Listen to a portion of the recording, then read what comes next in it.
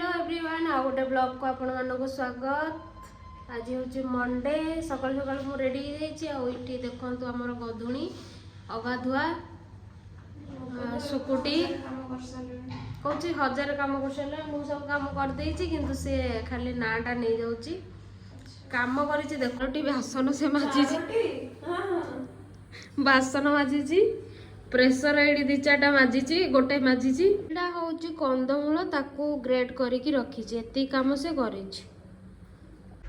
Guys देखंतु मोर लंबा बेणी बांको जहानी ओहो टुकुर टुकुर रीमा देखिलु के देखा तू छाड़ चुटी फुटी टेक ए रोसई हम रोसई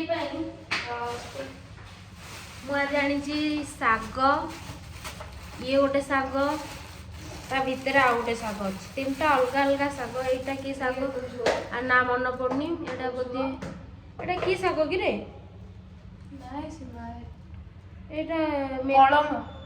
मेथी मिथिला हाँ छाड़ यही शाग नाटा मो मन रहा चना शाग से कही এইটা হচ্ছে বথু শাগ ଆଉ এইটা ମୋ ମନ ପଡୁନି ଦେଖିକି କହିବେ ଏଇଟା କି ଶାଗ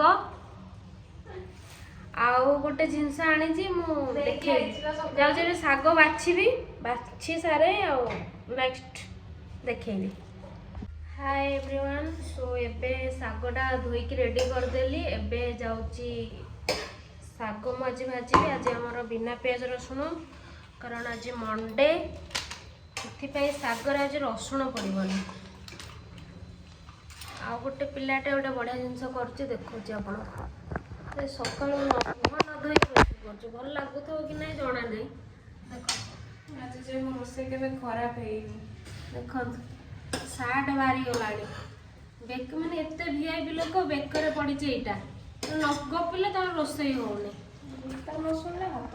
गोटे करुची स्पेशल डिश एक्सपेरिमेंट हो ना मु करी शाग भाजी 3टा शाग मिसेकी ना भाजी गाइस मते लाइटर लगे डर लगुच रिमा लगेदेला एबे हमें बसई दबा कढ़े तापर पकेबा तेल तेल पकई टिके कुटर कुटर कर दबा अबे को तेल खाइबू अबे हे को तेल खाइबू कहूनु रिफाइन तेल खाई आमर तेल नहीं सोरी जाइछि खाली सोरिष तेल अच्छी आ सोमवार अच्छी गोटे जिनस भावी पज मारी गाइज सोरिष फुटण पड़गला खाली फुटण रे शाग भजा हम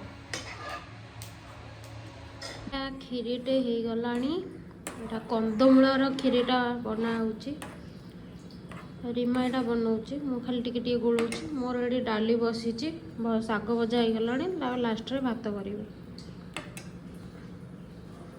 तो ता हाथ देख पेन हो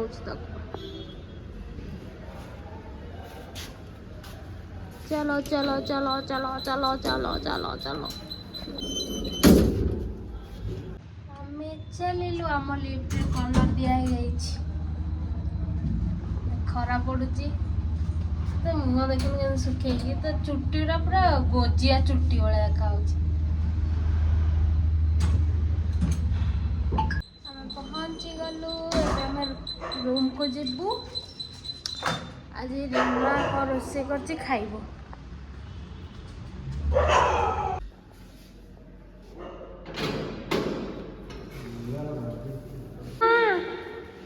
रीमा कौन रोसे करचु खीरी बनैची भात कोबी मूला भजा शाग भजा मु करी जाइथिली ये डाली आउ एतिक असना ହେଇଛି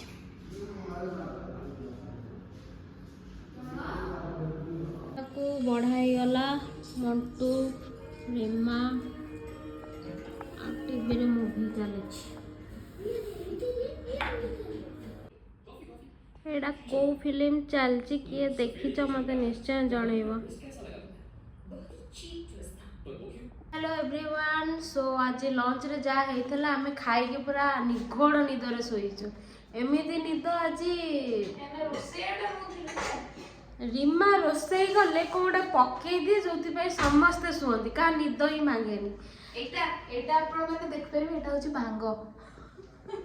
ସତରେ ତ। ତାପରେ ଉଠିକି ଯାଇଥିଲୁ ମାର୍କେଟରୁ ମୁଁ ଆଣିଛି ଗୋଟେ ଜିନିଷ, ଏଇଟା ହଉଛି ପନିର,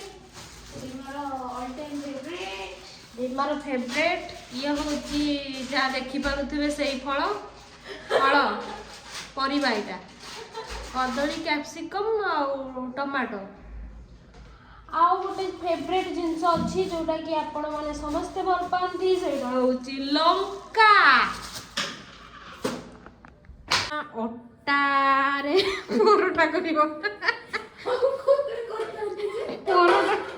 ପରଟା ହବ ଅଟାରେ। ଭଉଣୀ ମୋର ରୋଷେଇ କରିବା ପାଇଁ ରେଡି ହେଇଗଲେଣି। ହାତରେ ଧରିଛନ୍ତି କାଚ ଗ୍ଲାସ, ପାଣି କାଢୁଛନ୍ତି ଗରମ, ବାଁ ହାତରେ ଧରିଛନ୍ତି କଂସା। ଆଉ ଏବେ ଚକଡ଼ିବେ ଅଟା, ନରମ ନରମ ରୁଟି ନହେଲେ ପରଟା କରିକି ଆମକୁ ଖୁଆଇବେ। ରହ ମୁଁ ସୁଟିଂ କରିନି, ତୁ କଣ ପକେଇଦେଲୁ? ଏଠୁ ଅଟା ଆଣିଛନ୍ତି, ଆଶୀର୍ବାଦ ଅଟା। ମୁଁ ସବୁବେଳେ ଆଶୀର୍ବାଦ ହିଁ ଆଣେ। ଆଶୀର୍ବାଦ ଅଟା, ଯାହାର ରିମା ଭଳିଆ ନରମ ନରମ ପରଟା ଖାଇବାକୁ ଇଚ୍ଛା ହବ ସେ ଆଶୀର୍ବାଦ ଅଟା ମାନେ ରିମା ହାତର। ତୁ ବି ନରମ ଯେ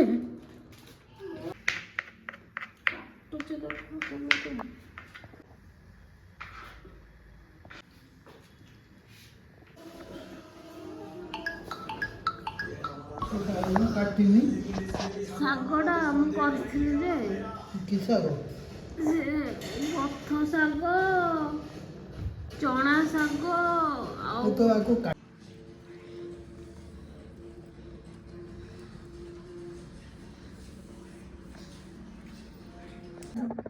ଲାଇଟ୍ ଲଗଉଛି ମୁଁ ଉପରେ ଚଢ଼ିକି। ସେଠି ଚଢ଼ିକି ଉଠିକି ଯାଇପାରିବନି।